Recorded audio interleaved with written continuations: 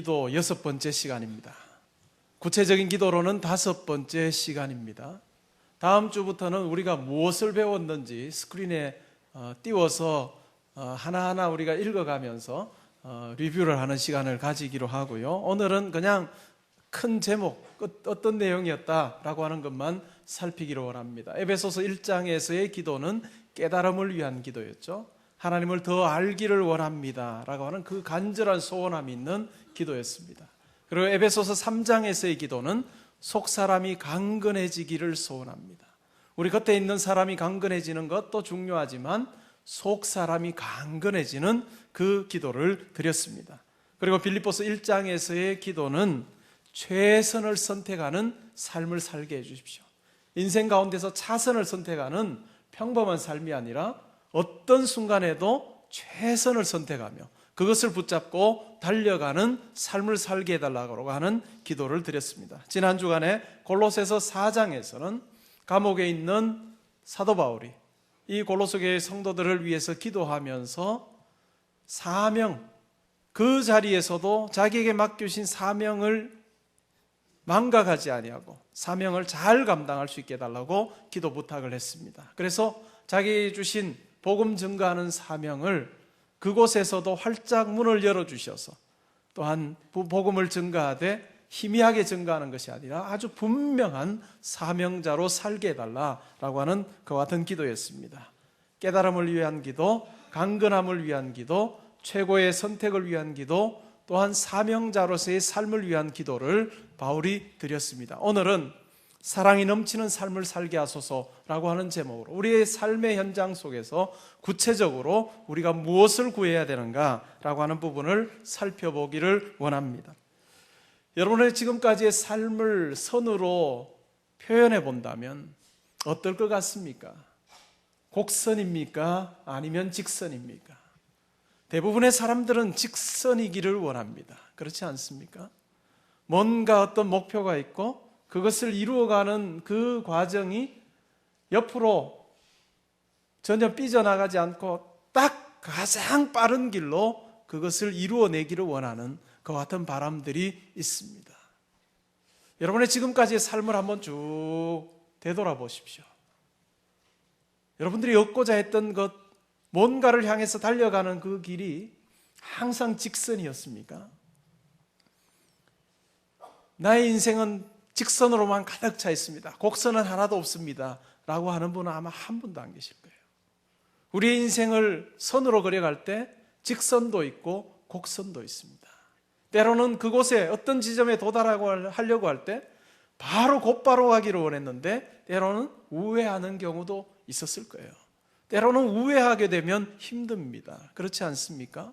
바로 달려가서 바로 얻으면 너무 좋겠는데 때로는 그것을 얻기 위해서 빙 둘러가는 우회도로를 선택하게끔 할 때가 있습니다. 대부분의 학생들이 대학에서 있으면서는 이렇게 생각합니다. 내가 열심히 대학에서 공부하면 그것에 맞춰서 학점이 주어집니다. 자기가 열심히 노력한 만큼 영 이상한 교수가 아니면 노력한 만큼 평가를 해줍니다. 그러면서 대학 생활을 하면서 사회에 나가서도 내가 이렇게 하면 되리라 라고 하는 생각을 하며 삽니다. 그러다가 대학을 졸업하고 막상 사회에 나와보면 꼭 그렇지 않습니다. 자기가 열심히 수고한 만큼의 대가를 지불받기도 합니다. 그러나 때로는 자기 혼자만 잘한다고 어떤 자리에 이렇게 쉽게 올라가지는 않는다라고 하는 것을 깨닫게 되어집니다. 어떻습니까? 여러분 주변에서도 아마 그런 분들 있을 거예요. 아니면 여러분들 중에도 그와 같은 경험한 분들이 있을지 모르겠는데요. 부하 직원이 실수하게 되면 그 실수에 대해서 연대 책임을 지고 직장을 나와야 되는 경우들도 있습니다. 직장이든 군대든 어떤 조직에서도 그와 같은 일들이 비일비재합니다. 이전에는 내가 잘해서 그 자리에 올라간 줄 알았는데 그와 같은 경험을 하게 되어지면서 어떤 생각이 들까요? 내가 지금까지 이 자리에 오를 수 있었던 것도 나와 함께 일했던 나의 부하 직원들, 나의 동료들이 실수하지 않고 잘 해주었기 때문에 내가 여기까지 올 수 있었구나 라고 하는 감사함이 생깁니다. 우리는 때로는 우회 도로를 걸어가면서 겸손함을 배우게 됩니다. 그리고 다른 사람의 소중함을 깨닫게 되어지는 경우가 참 많습니다. 저의 삶에도 직선도 있고 곡선도 있습니다. 제가 박사과정 11년 차입니다. 옥스퍼드 대학의 박사과정 11년 차예요. 2000년 10월 달에 입학을 했습니다. 2000년부터 2004년까지 이제 옥스퍼드에 있으면서 논문을 썼습니다. 2003년 여름에 한국에 있는 신학교에서 교수로 오면 좋겠다. 박사과정 3년차 이제 막 시작하려고 하는 학생에게 신학 교수로 오라고 그렇게 제의가 있었습니다. 그때 들어올 수야 없죠. 그래서 한 2년을 그냥 보류를 했습니다. 그러고는 2004년도에 더 이상 미룰 수 없는 상황이어서 한국으로 돌아왔습니다. 2004년 8월입니다. 제가 한국으로 들어오면서 논문 한국에 가서 몇 달만 쓰면 끝낼 수 있을 것 같다라고 하는 생각을 가지고 들어왔습니다. 그리고 6년 반이 지났습니다. 몇 달 전에 내고 이제 최종 심사하는 날짜가 3월 말로 잡혔습니다. 심사 날짜를 잡고 나서 제가 영국 갈 때에 미국에서 영국 갈 때 제 마음을 다시 한 번 더 생각해 보았어요. 영국 가면 빨리 학위를 끝내야지라고 하는 마음이 있었어요. 그리고 세계 여러 학회들에서 발표들도 많이 하고 또 그 발표하는 것들이 책으로 또 논문으로 출판되어지면 좋겠다라고 하는 생각을 가지고 갔습니다. 영국에 있는 동안에 다른 미국 학생들이나 영국 학생들보다 꽤 많은 컨퍼런스에 가서 논문도 발표하기도 했습니다. 그리고 제가 생각하기에 요 몇 달이라고 했던 이 기간이 6년 반이 흘러버린 거예요. 논문을 마친다라고 하는 관점에서 보면 저는 우회 도로를 걸어도 많이 걸었습니다. 근데 지금 돌아보면 제가 우회 도로를 걷는 동안에 배운 것이 참 많습니다. 그리고 사람의 소중함에 대해서도 제가 경험한 것이 참 많습니다. 여러분, 지금 서울서부터 강원도까지 아주 도로가 잘 나 있습니다. 영동고속도로를 타면 아주 시원스럽게 뚫린 그 도로를 통해서 아주 짧은 시간 안에 동해안에 도착할 수 있습니다. 이전에 옛날 길, 고갯길 아닙니까? 꼬불꼬불 올라가서 정상에서 한번 쉬어가면서 또 여러 풍경들을 보고 또다시 내려오면서 우측편에 아주 좋았던 그 산세들, 그리고 내려오면서 탁 트였던 그 공간을 우리는 경험했던 그 옛날 기억들을 하는 분들이 꽤 많습니다. 짧은 시간 안에 갈 수 있는 길이 있음에도 때로는 옛날의 그 구도로가 그리워지기도 하고 바쁘지 않다면 또한 그 도로를 타고 가는 분들도 있습니다. 왜냐하면 그 속에 굽이굽이 돌아가는 그 도로 속에 보지 못했던 많은 자연과 산세들을 볼 수 있는 기회가 주어지기 때문입니다. 우리의 인생의 도로도 마찬가지입니다. 뻥 뚫린 대로만 많은 사람들이 선호하는데요, 때로는 그 도로 밋밋합니다. 때로는 우회하고 꼬불꼬불하는 이 도로를 지나면서 우리는 인생의 묘미를 깨닫게 되어지고 하나님께서 우리를 통해서 이루시기를 원하시는 것이 무엇인지를 때로는 더 선명하게 깨닫게 되어지기도 합니다. 제가 미국의 보스턴에서 있을 때요, 시카고까지 2번을 차로 왕복한 적이 있습니다. 미국의 유학생 수련회에 참석하기 위해서 왕복한 적이 있는데요, 쉬지 않고 난스톱으로 달리면 22시간 걸립니다. 처음에는 얼마나 좋았겠습니까? 그리고 어느 지점에 딱 가면요, 거의 직선입니다. 여러분 자동차에 보시면 크루즈 컨트롤이라고 하는 게 있잖아요. 크루즈 컨트롤 딱 해놓고 시속 몇 킬로에 몇 마일에 딱 맞춰 놓으면 급한 일이 있어서 브레이크를 밟지 않으면 그냥 그대로 갑니다. 운전하면서 발은 전혀 신경 안 쓰고 달릴 수 있는 그 도로가 아주 꽤 많습니다.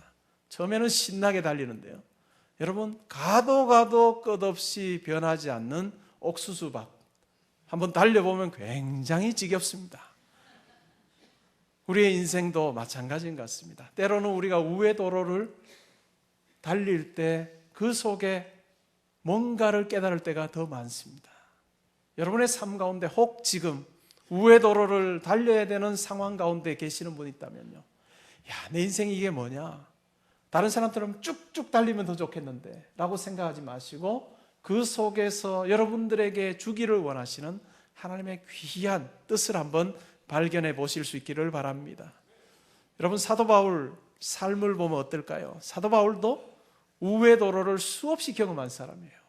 사도 바울, 기독교 역사 속에서 사도 바울처럼 사역자로서 탁월한 삶을 살았던 사람이 없습니다. 그럼에도 불구하고 사도 바울의 인생 속에 직선으로 뻥뻥 뚫린 대로만 있는 것이 아니라 때로는 막혀 있어서 돌아가고 때로는 넘어가고 하는 그와 같은 인생이 참 많았습니다.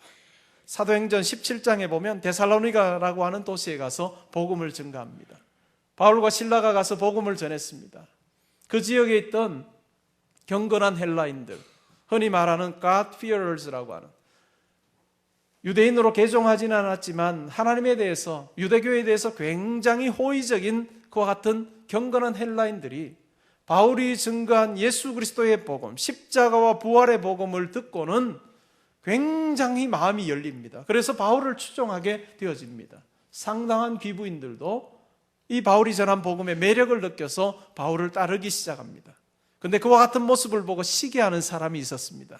그가 누굴까요? 그들이 누굴까요? 유대인들이었습니다. 유대인들이 시기하는 마음으로 바울이 하는 모든 행동에 사사건건 시비를 걸기 시작하고 마침내는 세력을 형성하여서 이 바울의 모든 사역을 핍박하고 바울과 실라를 핍박하는 일들을 합니다. 바울이 전혀 기대하지 못했던, 상상하지 못했던 그와 같은 일이 데살로니가에서 일어났습니다. 결국은 장애물에 부딪히게 되어지고 밤중에 바울과 실라가 도망하듯이 그 도시를 빠져나왔습니다. 여러분, 그 상황을 한번 생각해 보십시오. 어떤 심정이었을까요? 복음을 든든하게 증거해서 교회가 잘 세워져서 교회가 믿음 생활하고 성도들이 왕성하게 자라가는 그 모습을 보지도 못한 채 자기의 육신적인 편안함 때문에 도망하듯 그렇게 도망 나온 것처럼 여겨질 수도 있는 그와 같은 상황입니다. 다른 지역에 가서 복음을 증거하면서도 사도 바울은 여전히 이 데살로니가 성도들이 마음속에 계속해서 남아 있습니다. 한 구석에 미안함이 있고 한 구석에는 아쉬움이 있는 그와 같은 상황 가운데서 마음 졸이며 있습니다. 과연 우리가 떠난 것을 이해해 줄까라고 염려하는 마음들도 있습니다. 그래서 디모데를 파송했습니다. 디모데를 통해서 듣게 되어진 소식은 이 데살로니가 교회의 성도들이 환난과 핍박이 있음에도 불구하고 그들에게 뿌려진 이 믿음의 씨앗이 잘 자라서 건실한 교회를 형성하고 성도들 간에 아름다운 교제가 있다라고 하는 그 보고를 듣고 안도감과 더불어서 감사와 기쁨에 또한 당부의 편지를 하는 것이 데살로니가 전서라고 할 수 있습니다. 이 데살로니가 전서를 쓰는 이 사도 바울도 데살로니가 지역에서 우회 도로를, 곡선을 한번 경험한 상황에서 이 편지를 쓰고 있습니다. 바울의 삶, 직선과 곡선이 두 가지가 다 공존하는 삶인데 이 바울의 삶에서 우리가 발견하게 되어지는 것 하나가 있다면요, 그것은 한 가지 목표를 향해서, 그의 인생에 있어서 한 지점을 향해서 그는 어떤 상황에서도 직선으로 달려가든 아니면 곡선으로 가든지 항상 그 지점을 바라보면서 달려간 사람이었다라고 하는 것입니다. 자기의 인생의 종착역, 그것을 항상 그는 기억하면서 달려갔습니다. 사도 바울의 인생에 있어서 그가 바라보았던 한 지점이 뭘까요? 한 사건이 뭘까요? 그것은 사도 바울이 이 세상 살아가면서 내가 어느 미래의 시점, 어느 시점이 되어지면 내가 더 많은 돈을 가지게 될 것이다 라고 하는 것이 아니었습니다. 더 많은 사람들 앞에 내가 유명한 자가 되어질 것이다 라고 하는 것도 아니었습니다. 사도 바울이 꿈꾸면서 달려갔던 한 사건이 있다면 그것은 바로 예수 그리스도의 이 땅에 다시 오시는 예수 그리스도의 강림이었습니다. 예수 그리스도께서 이 땅에 다시 오는 그 사건을 바라보면서 사도 바울은 거기에 합당한 삶을 내가 살아야 되겠다라고 하는 마음으로 달려갑니다. 사도 바울의 기도 속에 사도 바울이 무릎을 꿇을 때마다 사도 바울은 이 기도를 드렸던 것 같습니다. 내가 예수 그리스도께서 다시 이 땅에 오시는 날 내가 거룩함에 흠이 없는 자로 설 수 있도록 하나님 나를 붙들어 주십시오라고 하는 이 멀리 바라보는 이 기도가 사도 바울 속에 있었던 것 같습니다. 그래서 13절에 데살로니가전서 13장 13절에 보면 이 기도를 데살로니가 교회 성도들을 위해서 하고 있습니다. 우리 다 같이 13절 말씀 한번 읽어볼까요? 너희 마음을 굳건하게 하시고 우리 주 예수께서 그의 모든 성도와 함께 강림하실 때에 하나님 우리 아버지 앞에서 거룩함에 흠이 없게 하시기를 원하노라. 아멘. 예수 그리스도의 강림, 이 재림에 대해서 사도 바로 너무너무 사모하는 마음이 있습니다. 그래서 데살로니가 교회 성도들에게 편지하면서 우리 장절 구분으로 되어 있는 이 편지를 보면 1장 10절에서 그리고 2장 19절에서 3장 13절, 오늘 우리가 읽었던 본문이죠. 4장 16절, 5장 23절, 각 장의 마지막 부분에서 항상 이 그리스도의 강림에 대한 이야기를 하고 있습니다. 그만큼 이 데살로니가 교회 성도들이 바라보고 기도하며 달려가야 되는 것이 바로 그리스도께서 이 땅에 다시 오십니다 라고 하는 것을 분명하게 이야기하고 있습니다. 그날에 거룩함에 흠이 없는 자로 바울 자신도 서고 또한 그가 복음을 증거해서 세워진 그 교회에 속한 모든 성도들도 하나님 보시기에 거룩함에 흠이 없는 자로 설 수 있게 해달라고 하는 이 기도를 사도 바울은 드리고 있습니다. 여러분의 삶 가운데서도 이 기도가 있을 수 있기를 바랍니다. 우리가 살아가는 이 땅에서 우리가 예수 그리스도의 재림을 경험하지 않게 되어진다면 우리가 언젠가는 이 땅을 떠나는 날이 있습니다. 이 땅을 떠나는 날 우리는 모두 다 하나님 앞에 서게 되어질 것입니다. 그날에 하나님 앞에 섰을 때 거룩함에 흠이 없는 자로서 설 수 있게 해주십시오라고 하는 그 기도와 또한 그와 같은 것을 추구하는 우리의 삶이 있을 때 하나님께서 정말 기뻐하시리라 믿습니다. 여러분 참 중요한 말입니다. 생각한 대로 기도한 대로 살지 않으면 사는 대로 생각합니다. 자기가 사는 대로 생각합니다. 생각하고 기도하는 것이 그만큼 중요하다는 것입니다. 우리의 기도가 바뀌어져야 되는 이유가 있다면요, 우리의 기도가 우리의 생각이 바뀌어질 때에 우리의 삶도 바뀌어집니다. 그런데 우리의 그냥 이와 같은 생각과 삶에 대한 어떤 기도와 이러한 부분들이 없다면 우리가 지금 살아가고 있는 대로 그 테두리 안에서 우리는 생각할 수밖에 없습니다. 사도 바울 그의 생각과 기도를 보면 수많은 성도들과는 아주 다른 기도와 생각을 가졌던 사람이었습니다. 그랬기에 그는 하나님 보시기에 합당한 자로 여겨져서 그의 삶 가운데 아주 많은 일들을 감당할 수 있었습니다. 어떤 분이 스웨덴의 공동묘지 두 곳을 관광을 했습니다. 스웨덴의 공동묘지를 관광하면서 우리 한국의 이전에 공동묘지라고 하면 어떤 개념인가요? 전설의 고향에 나오는 아주 음산한 담력 테스트 할 때나 뛰어갔다 오게 하는 그와 같은 공동묘지와는 아주 분위기가 다른 아주 멋있고 화려하게 잘 지은 웅장한 그와 같은 공동묘지를 발견했습니다. 관광을 하게 됐습니다. 그 중에 한 곳에 예배당이 있었습니다. 이제 죽은 자와 산자가 마지막 이별하는 그 장소입니다. 근데 그 작은 예배당 입구에 동판에 스웨덴 말로 뭔가가 적혀 있습니다. 그래서 이곳에 갔던 그 사람이 통역하는 사람을 불러서 이 말이 뭐냐라고 물었습니다. 그랬더니 통역하는 사람 입에서 아주 짧은 한마디가 나왔습니다. 오늘은 나, 내일은 너. 오늘은 나, 내일은 너. 이 땅을 떠나면서 죽은 자가 산자들을 향해서 하는 마지막 말입니다. 오늘은 내가 떠나지만 내일은 너. 이 말은 결코 내가 지금 나는 죽지만 너 산다고 좋아하지만 이런 뜻이 아닙니다. 남아있는 그 시간 속에서 정말 알차게 잘 살아야 함에 대해서 죽은 자가 우리 산자들을 향해서 남겨주는 마지막 인생의 교훈이라고 할 수 있습니다. 우리 모두 다는 언젠가 이 세상을 떠나게 됩니다. 이제 막 태어난 아이들도 언젠가는 이 세상을 떠나야 됩니다. 그것이 너무나도 분명한데 우리는 그것을 잊어버리려고 합니다. 죽음과 나의 삶은 무관한 것처럼 자꾸 연관시키지 않으려고 노력하는 것이 우리입니다. 그러나 정말 우리의 인생이 하나님 보시기에 아름다워지기 위해서는 우리는 그날을 기억할 필요가 있습니다. 하나님 앞에 서게 되어지는 그날 거룩함에 흠이 없는 삶을 내가 살아야지라고 하는 기도가 우리 가운데 있고, 또한 그와 같은 몸부림이 있을 때 우리 장차 그날에 하나님의 앞에 섰을 때 칭찬받는 우리가 되리라고 믿습니다. 여러분, 요즘에 한국 사회 속에서 어떤 자리에 올라가려면 항상 정치권이나 이런 곳에서 청문회를 합니다. 공직에 오를 때 청문회를 합니다. 아니면 회사의 어떤 자리에 올라갈 때도 그 사람에 대한 많은 검토들을 합니다. 실적을 검토하기도 합니다. 업적을 검토하기도 합니다. 그러나 요즘에 많은 부분에서 도덕성을 검토합니다. 그런데 예수 믿는 분들 중에서도 이 부분이 함량미달이어서 그 자리에 오르지 못하는 분들이 참 많습니다. 여러분, 참 안타까워요. 참 안타깝습니다. 왜 함량미달이 될까요? 바울이 기도했던 이와 같은 먼 기도가 없어서 그렇습니다. 먼 미래를 내다보는 이 기도가 없었기 때문에 눈앞에 보이는 유익을 위해서 자기의 삶을 달려왔기 때문에, 하나님 앞에서의 거룩함에 흠이 없는 이 기도가 없었기 때문에 때로는 도덕적인 부분에서 합하지 못해서 그 자리에 올라가지 못하는 경우도 있습니다.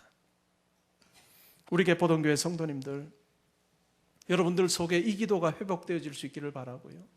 하나님 앞에 서게 되었을 때 내가 거룩함에 흠이 없는 삶을 살리라 또한 다짐하며 살아가신다면, 여러분들을 어떤 자리에 아무리 중요한 직책에 놓고 여러분들을 다 꼼꼼히 다 살펴봐도 흠이 없고 진실하고 허물이 없는 사람이다 라고 하는 평판이 나오게 되리라고 믿습니다.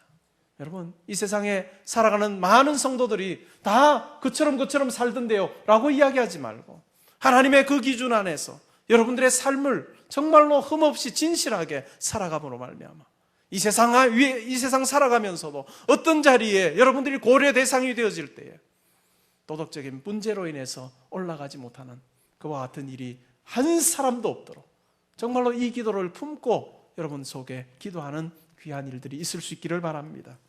이와 같은 먼 기도 사도 바울이 하고 있습니다. 그러면 이와 같은 비전을 가지고 살아가는 사람, 어떤 삶을 살아야 할까요? 현재적인 삶을 위한 기도도 있습니다. 12절에 나옵니다. 12절 말씀 우리 다 같이 한번 읽어볼까요? 또 주께서 우리가 너희를 사랑함과 같이 너희도 피차간과 모든 사람에 대한 사랑이 더욱 많아 넘치게 하사. 이와 같은 비전을 가지고 달려가는 사람의 삶, 그것은 바로 사랑이 넘쳐나는 삶이다 라고 이야기합니다. 그리고 사도 바울이 자기가 그와 같은 삶을 살기를 원합니다. 예수 그리스도 안에서 시작되어진 이 사랑이 시간이 지나면 지날수록 점점 더 커져서 이 사랑이 흘러 넘치는 삶이 되어지기를 기도하며 달려가고 있습니다.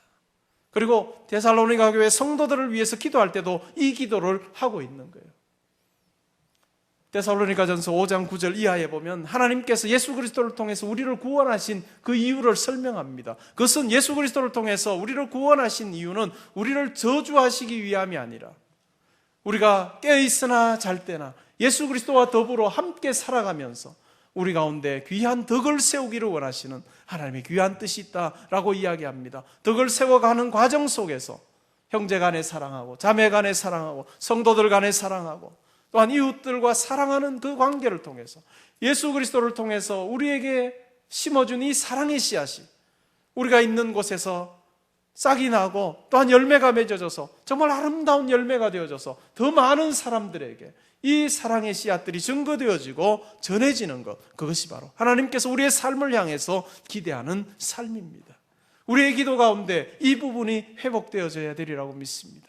우리의 필요를 놓고 하는 기도도 중요합니다만은 하나님, 저의 삶 가운데서 정말 사랑이 넘쳐나는 삶을 살게 하여 주옵소서라고 하는 기도가 있어야 할 것입니다. 우리가 타락한 이후에 우리 본성이 있다면요, 그것은 이기심입니다. 자기밖에 모르는 이기심이 우리를 똘똘 둘러싸고 있습니다. 나에게 손해되어지는 어떤 것이라도 하려고 하지 않은 그와 같은 마음이 우리를 지배합니다. 그런데 예수 그리스도의 이타적인 사랑, 십자가에서의 사랑을 보면서 우리는 이 적대감이 깨뜨려집니다. 우리를 위해서 모든 것 내어주신 이 하나님의 사랑, 예수 그리스도의 사랑을 경험하게 되어질 때 우리의 이 꽁꽁 이기심으로 닫혀있던 우리의 마음이 성령을 통해서 깨뜨려지는 경험을 하게 되어지는 것이죠. 그러면서 이기적인 마음에서, 다른 사람을 향해서 적대적인 마음에서 다른 사람을 우리의 삶 가운데서 품게 되어지는 환대하는 자로, 사랑하는 자로 바뀌어지는 일들이 있습니다. 그런데 이 예수 그리스도 안에서 심겨진 이 사랑은 우리의 어떤 결단과 우리의 노력으로 키워나가기에는 한계가 있습니다. 성령 하나님께서 우리를 지배하셔서 우리로 사랑의 사람으로 만들어 가실 때 우리는 더 큰 사랑을 전하는 자로 살아갈 수가 있습니다. 사도 바울은 그것을 교회 안에서 실천하기를 원합니다. 또한 그것을 가족 안에서 실천하기를 원합니다. 또한 우리가 만나는 이웃들과의 관계 속에서 실천하기를 원합니다. 여러분의 지금까지의 삶의 현장을 한번 살펴보십시오. 교회 안에서 이 사랑이 얼마나 여러분들 밖으로 넘쳐나서 여러분들을 만나는 사람들마다 여러분들을 떠올릴 때마다 정말 사랑이 많은 분이지, 예수 그리스도의 사랑이 무엇인지를 나에게 보여주신 분이야 라고 하는 그와 같은 평을 여러분들은 얼마나 많이 받고 지금까지 신앙생활 해오셨습니까? 여러분, 가정으로 한번 돌아가 볼까요? 오늘날 가정 안에 많은 문제들이 있습니다. 가족 간에 이 관계로 참 힘들어하는 사람들이 참 많습니다. 그래서 심지어는 부모와 자식 이 관계는 전생의 왼수지간이다 라고 하는 이야기도 합니다. 그리고 부부지간은 악연이다 라고 하는 말까지 나옵니다. 얼마나 힘들면 이와 같은 이야기를 하겠습니까? 정말로 가까워야 되고 사랑이 넘쳐나야 되는 그 공간이 오히려 힘들어하고 아파하고 정말로 찢어지는 그와 같은 공간으로 아주 바뀌어버린 그와 같은 가정 속에 살아가는 사람들이 참 많습니다. 여러분, 임종을 앞둔 사람들이 주로 하는 후에 내가 돈을 더 많이 가졌으면 좋았을까? 내가 더 많이 나를 위해서 뭔가를 썼으면 좋았을걸? 이런 이야기하고 이 세상을 떠나는 분 거의 없습니다. 대부분의 분들이 이 세상 떠날 때요, 내가 더 사랑하며 살았었더라면 더 좋았을 텐데, 내가 나의 가까이 있는 가족들에게, 친구들에게 내가 따뜻한 한마디라도 더 전하면서 내가 지냈더라면 더 좋았을 텐데, 성도들이라면 내가 나에게 주어진 시간 속에 하나님을 향한 섬김들이 더 있었더라면 참 좋았을 텐데 라고 하는 후회들을 하면서 이 세상 마지막 호흡을 하고 떠나는 분들이 참 많습니다. 그러면 왜 가까운 분들, 가족들, 아니면 일주일에 최소 한 번씩 만나는 이 성도들과의 관계 속에서 정말 사랑이 우리 가운데 경험되어지지 못하는 이유가 과연 무엇일까요? 그렇다고 우리 교회가 아주 사랑이 없는 교회라는 건 아니에요. 왜 그럴까요? 때로는 너무 가깝기 때문에 우리가 소홀히 하는 부분들도 있습니다. 너무 가깝기 때문에. 길을 가다가 제가 어느 날 다른 동네에서 소나기를 만난 적이 있습니다. 소나기를 만나서 비를 피하기 위해서 건물 안으로 들어갔습니다. 얼마 있으니까 다른 할머니 한 분이 비 오니까 건물 안으로 뛰어들어오셨어요. 한눈에 시골에서 딸네 집에 반찬 갖다 주러 오셨구나 라고 하는 생각을 했습니다. 비 피하는 몇 분 동안에 어디 가시냐고 물었더니 제 예측한 것이 그대로 맞더라고요. 딸네 집에 간다고 이런저런 이야기하다가 빗줄기가 가늘어져서 이제 잘 가시라고 제가 공손히 인사하고 서로 헤어졌습니다. 그 할머니의 걸어가는 뒷모습을 보면 저는 이런 생각을 했어요. 아마 저 할머니와는 내가 앞으로 평생 못 만날 가능성이 크겠구나. 딱 한 번의 만남이고 영원한 이별이 될 가능성이 크겠구나 라고 하는 생각을 했습니다. 그렇게 생각해 보니까 그 한 번의 만남도 짧은 시간이었는데 굉장히 소중하게 느껴지더라고요. 가까이 자주 만나는 사람들, 때로는 이 관계의 소중함이 느껴지지 않아서 그렇게 하는 경우가 참 많습니다. 가족, 내가 언제라도 볼 수 있는 사람, 오늘 아침에 잠시 볼일 보러 나갔다가 저녁이 되면 다시 당연히 만나는 사람이라고 생각하기에 우리는 사랑을 나누어야 되는 그 가족들과의 관계 속에서 실천하지 못하는 경우가 참 많습니다. 몇 년 전인가요? 서해에 여름에 한 가족이 사고를 당한 적이 있습니다. 오랜만에 휴가를 내어서 섬에 보트를 타고 갔습니다. 돌아오는 길에 보트가 전복이 됐습니다. 구명조끼를 입고 있어서 물에는 떠 있었는데 체온이 점점 내려가면서 아이들이 죽습니다.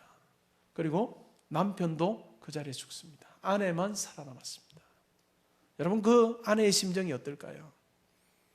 그 자리에서 사랑하는 사람을 다 송두리째 잃어버리는 그 마음이 어땠을까요? 분명히 나 오늘 다녀올게 라고 하면 만날 수 있는 사람이라고 생각했는데 이 불의의 사고로 한꺼번에 그 자기의 눈으로 보이는 그 현장에서 죽어가는 가족들, 그 이별하는 그 아픔이 어땠을까요? 여러분, 우리 가족을 대할 때 저는 이 마음으로 대하면 좋겠습니다. 오늘 만났다가 헤어지면 다시 못 볼 사람인 것처럼 우리가 대한다면요, 여러분들의 자녀들, 남편, 아내, 부모님을 우리는 다르게 대할 수 있을 거예요. 오늘 아침 화를 내고도 저녁이면 만날 수 있는 사람이 아니라 오늘 내가 헤어지면 다시 못 만날 수도 있는 사람이라고 생각하고 대한다면 우리가 대하는 소중함이 달라질 것이라고 생각합니다. 사도 바울은 이것을 위해서 기도하라고 합니다. 우리의 가정을 위해서, 가족 관계를 위해서 기도하고, 또한 성도들 간의 사랑이 넘쳐나기를 위해서 기도하고, 또한 다른 사람들과의 관계 속에서도 우리가 사랑이 넘쳐나는 삶을 살기를 기도하라라고 이야기합니다. 하나님께서 우리를 예수 그리스도의 십자가의 사랑을 우리 가운데 심어주셨습니다. 그리고 우리 가운데 싹이 나고 꽃이 피고 또한 열매가 맺어져서 더 다른 사람들에게 전하기를 원하십니다. 하나님께서 우리를 들어 사용하시는 범위가 여러분 어디라고 생각하십니까? 얼마만큼이라고 생각하십니까? 많은 성도님들이 이렇게 생각합니다. 하나님, 나에게 이만한 비전을 주시고 나에게 이만한 어떤 것을 주시면 제가 많이 섬기겠습니다. 좋은 기도입니다. 이 기도 우리 가운데 꼭 필요합니다. 그런데 하나님께서 우리 가운데 더 기대하시는 기도가 또 하나, 그것과 더불어서 기대하시는 기도가 뭔지 압니까? 여러분들이 사랑을 실천할 수 있는 그 폭을 놓고 기도하실 때요, 하나님, 제가 이만큼 많은 사람들에게 제가 사랑 전하기를 원합니다. 베풀기를 원합니다. 나누기를 원합니다. 이와 같은 기도가 있을 때 여러분들의 사랑 실천하고자 하는 그 범위만큼이나 그 깊이만큼이나 그것에 필요한 것 하나님께서 채워주십니다. 사도 바울의 삶이 그랬습니다. 하나님 보시기에 합당했습니다. 자기의 속사람이 강건해지기를 원하고 하나님 앞에 서게 되었을 때 내가 흠이 없는 자로 아버지 앞에 서기를 소원합니다. 하나님 앞에서 끊임없이 그 기도를 하며 하나님 앞에 나아갔던 사도 바울, 하나님 보시기에 너무너무 마음에 드셨습니다. 그래서 사도 바울이라고 하는 인물을 통해서 하나님의 귀한 일들을 이 땅에서 얼마나 많이 펼쳐가셨는지 모릅니다. 사랑하는 성도 여러분, 여러분의 기도 속에 이 기도가 회복되어지기를 바랍니다. 하나님 앞에 서게 되어지는 그날 거룩함에 흠이 없는 삶을 살게 하여 주옵소서. 또한 여러분들의 삶 가운데서 사랑을 실천하는 삶을 살아서 나와 더불어 살아가는 많은 사람들이 나와 더불어 살아가는 것 때문에 기뻐하고 행복해하고 즐거워할 수 있게 하여 주옵소서. 그런 사람들이 수만 명 되어진다면요, 그만큼 여러분들이 이 땅에 살았던 그 발자취가 더 많은 것이고 하나님께서 더 기뻐하게 되시리라 믿습니다. 우리의 나머지 인생 속에 성도들 안에서 또한 가정에서 여러분들의 모든 만남 속에서 아름다운 사랑 실천함이 있어서 하나님 보실 때마다 여러분들을 보시며 박수치시는 귀한 인생 사시는 우리 모두 되기를 주의 이름으로 축복합니다.